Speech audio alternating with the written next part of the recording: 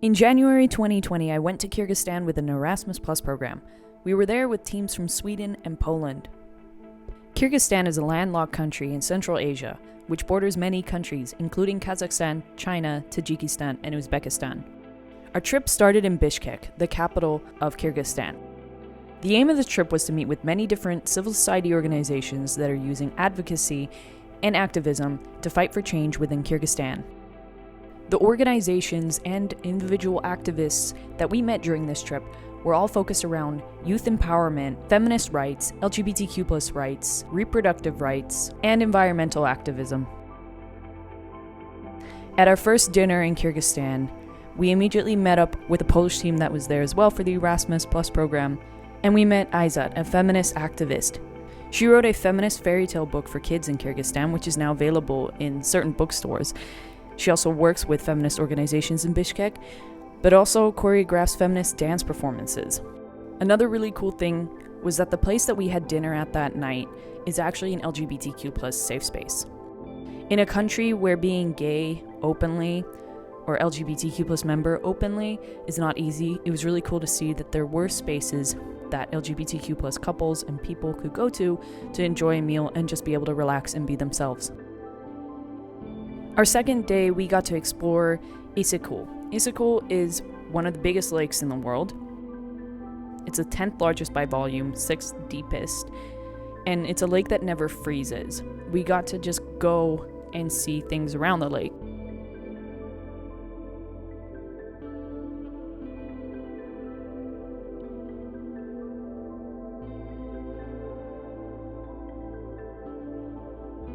We went to the Dead Goat Polo Stadium, which is one of their national sports. It's basically polo, but a bit more violent and with a decapitated goat. In this sport, horse-mounted players attempt to place the goat carcass in the goal of the other team.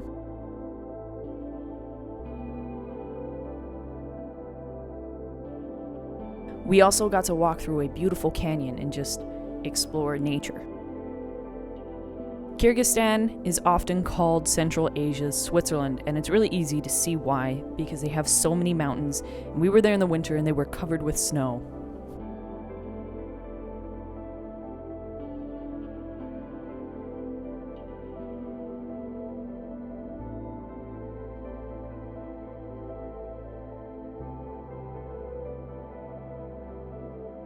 We also got to visit the petroglyphs that are found around the lake. Some of these petroglyphs date back from the Bronze Age, so about 1500 BC, but most are actually from around 8th century BC to 1st century AD.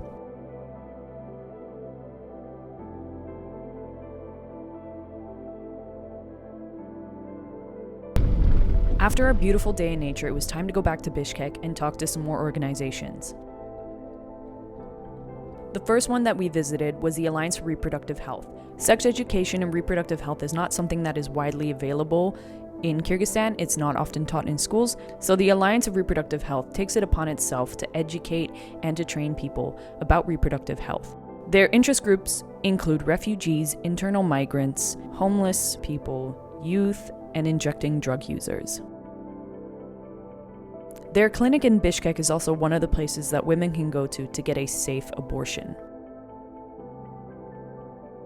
It was so interesting. What did we learn? We learned all about sex.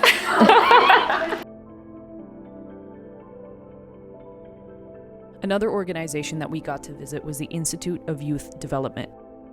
They want to increase young people's participation in decision-making processes, as well as building their capacity.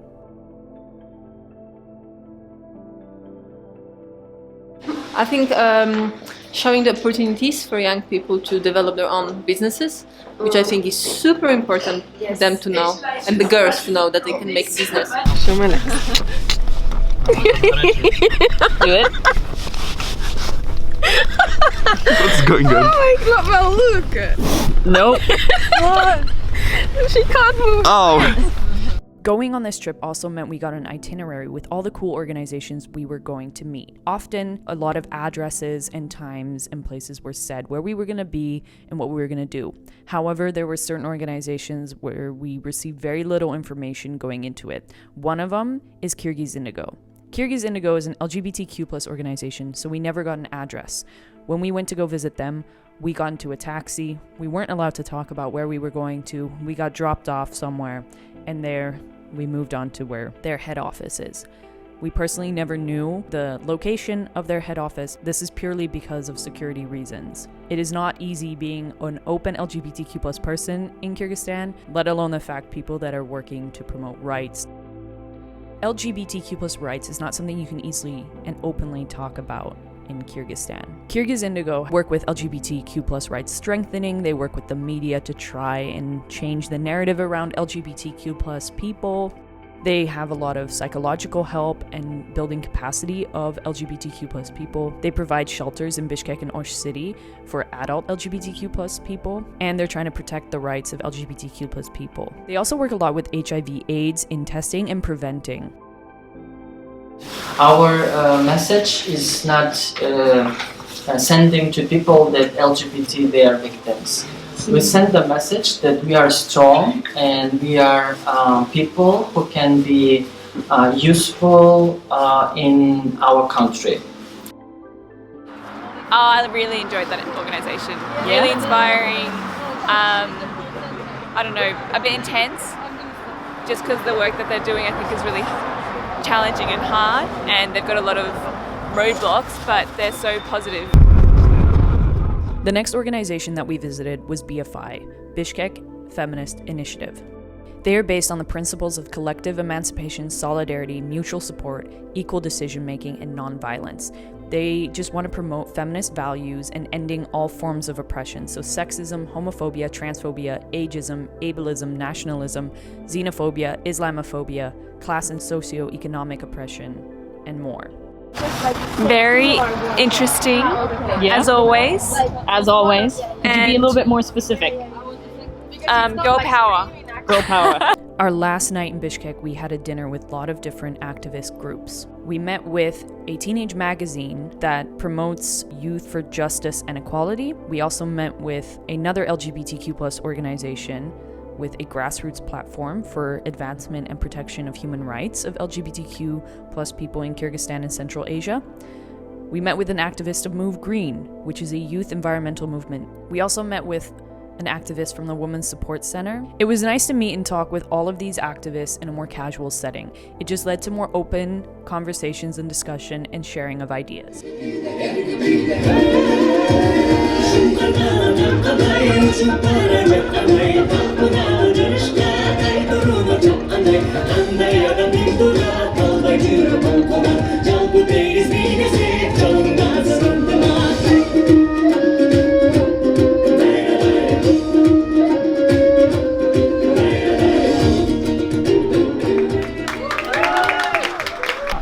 How was eco? Eco-feminist or... Really interesting. Just to learn more about the context here, because I think the movement is very youth, very small, not much media coverage, although she works in media, like she actually herself works in media. She was inspired by an Australian. Shout out to Australia! And that's the reason she started working in the environmental area. So this is why exchange of ideas is important. But it was just, it was interesting just hearing about the context, the political movements around environment, which is very non-existent. And especially because Kyrgyzstan is such an environmental place, it brings a lot of tourism because of its natural wonders, I guess. Yeah. And it's sold with horses and mountains. So it's kind of an important aspect. I just talked with the LGBTQ group, Yeah? so we had the same problems and the same ways how to deal with it. So, As in Belarus? yeah. So I just exchange contacts with them to work in future, maybe.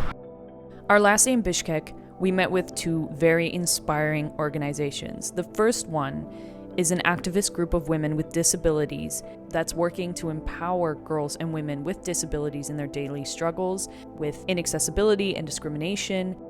This organization is actively involved in advocating for the rights of people with disabilities. They petition the government. They have sent a letter to the president of Kyrgyzstan, really fighting for these rights.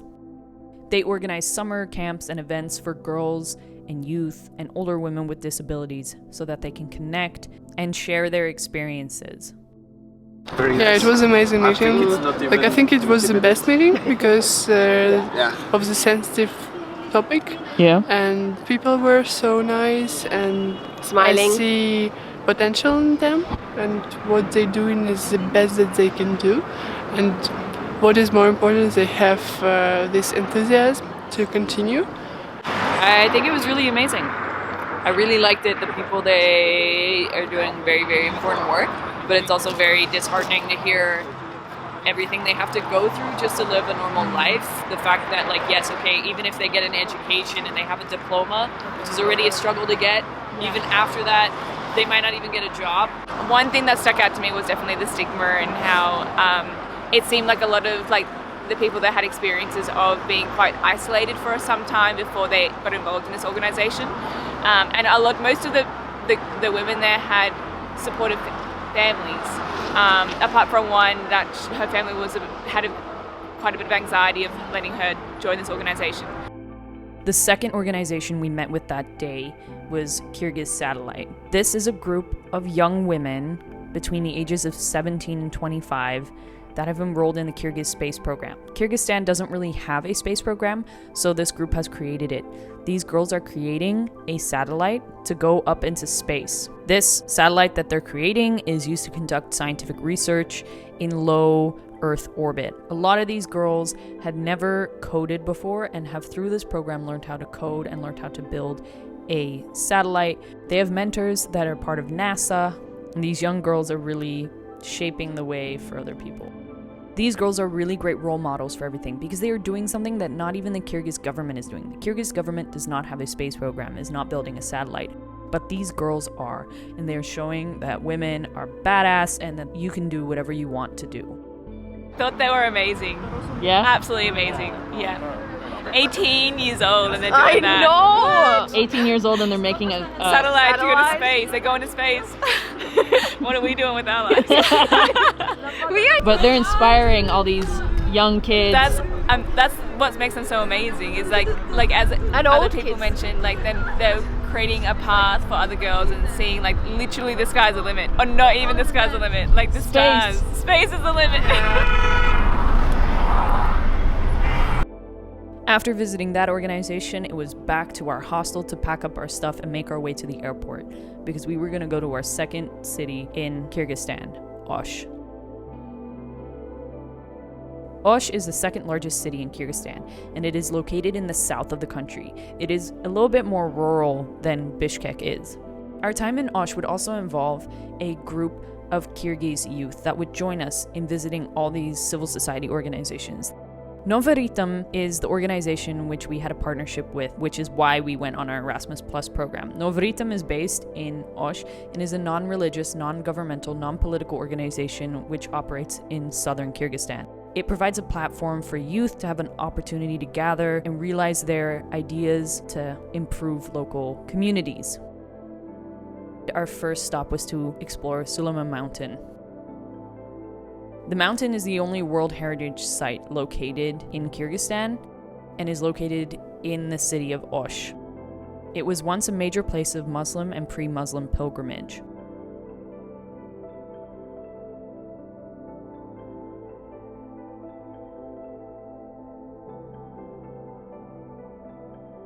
The next day, our second day in Osh, we went to visit an Uzbek community center. Since we were so close to the Uzbek border, there are huge Uzbek communities located right across the border in Kyrgyzstan. We went and visited the community center, we visited a couple of schools, and got to explore an Uzbek community.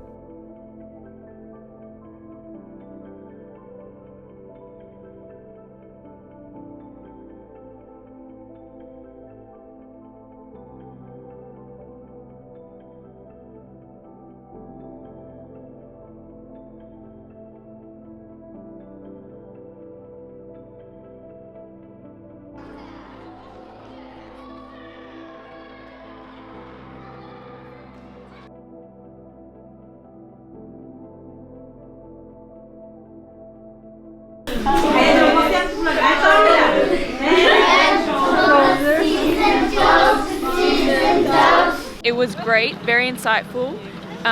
We never would have visited a school like this if it wasn't for this trip. Yeah.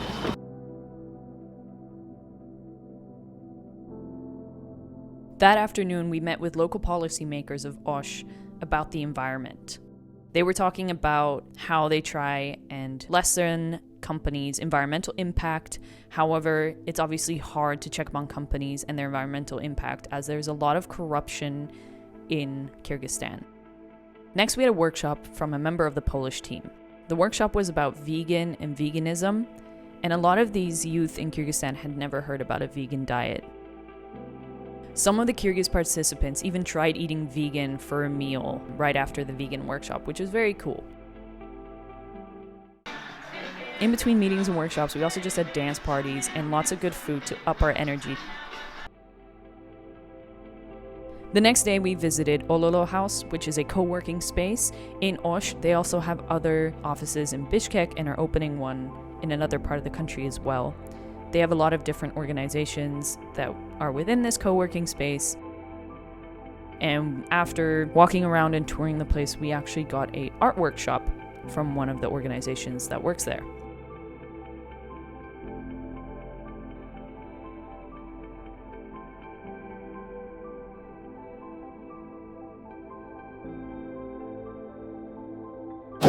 Show the world what we've done.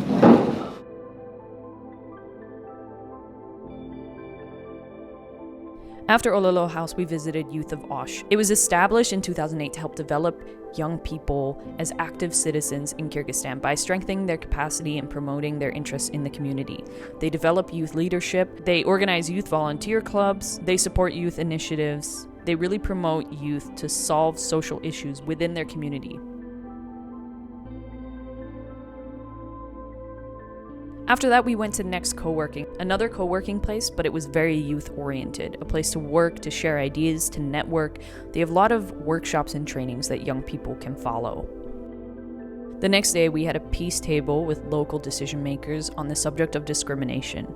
There's some very interesting debates because the definition of discrimination was a huge point of discussion, and a lot of people had different views on how discrimination presents itself and if it happens in Kyrgyzstan or not. Overwhelmingly, the women thought that there was a lot of gender discrimination, and the men didn't think there was any.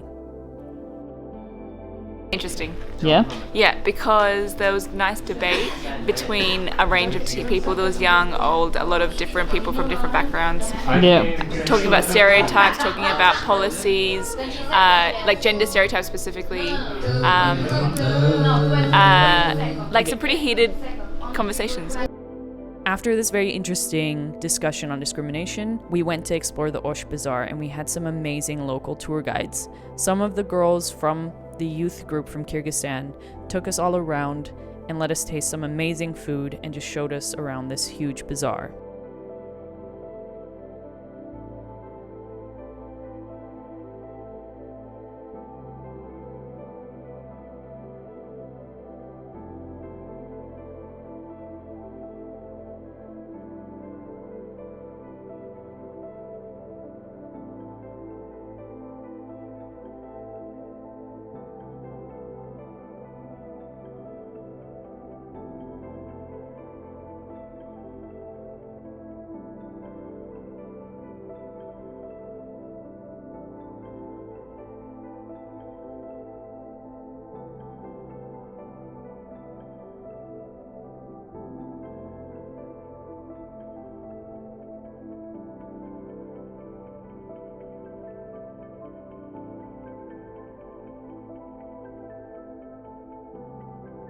The next day, we drove up to Alai Mountains.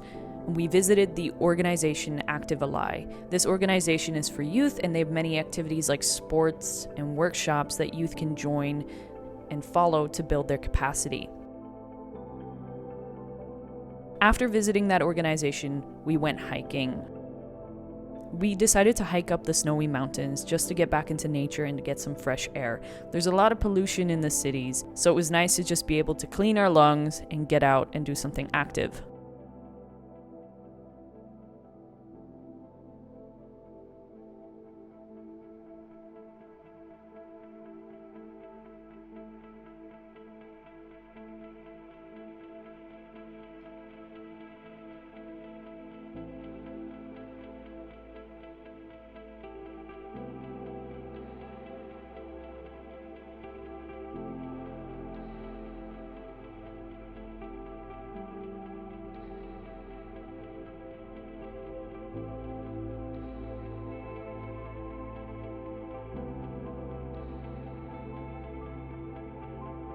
Over the next couple of days, we met with a lot of organizations within Novoritem, like the Novoritem Girls Group. We also had a lot of workshops from our Erasmus Plus program, from our group from Sweden and our group from Poland.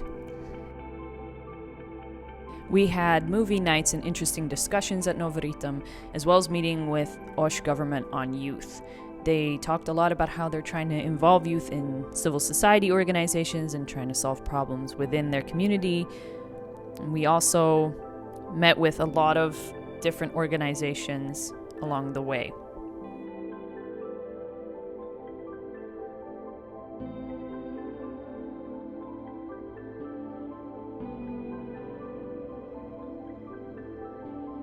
While we were there, Novoritem also celebrated their birthday as an organization, and we got to have a lot of great food and spend time with the people who run the organization.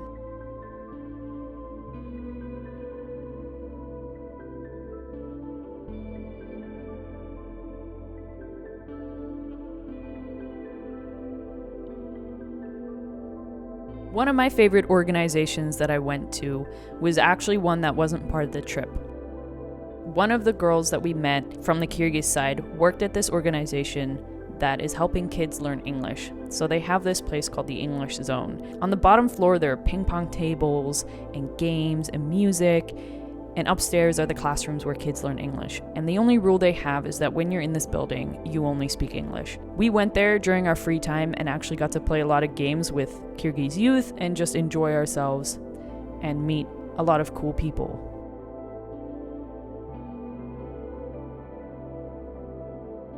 Our last event in Kyrgyzstan was a sort of cultural exchange. Everybody got to present a little bit about their country. We got some awesome presentations about Kyrgyzstan, what the flag means. We got to hear their national anthem, eat their food, and we got to share a little bit about where we come from and share these cultural experiences. That concluded our trip in Kyrgyzstan. We were back in a bus to the airport for a very long 27-hour journey back to Europe. One thing that really stood out to me was the youth involvement in this country is huge. Every single young person you meet is involved in some organization to better their community and to fight for change. It was very inspiring to see that they didn't let anything hold themselves back and that they were really trying to make their community, their city, their country a better place for them. I really loved Kyrgyzstan as a country as well. The people were so nice. Even though a lot of the time there was a language barrier, everybody tried to help and everybody was so sweet and kind. I definitely want to go back and travel more. If you ever find yourself in Central Asia, do not miss Kyrgyzstan.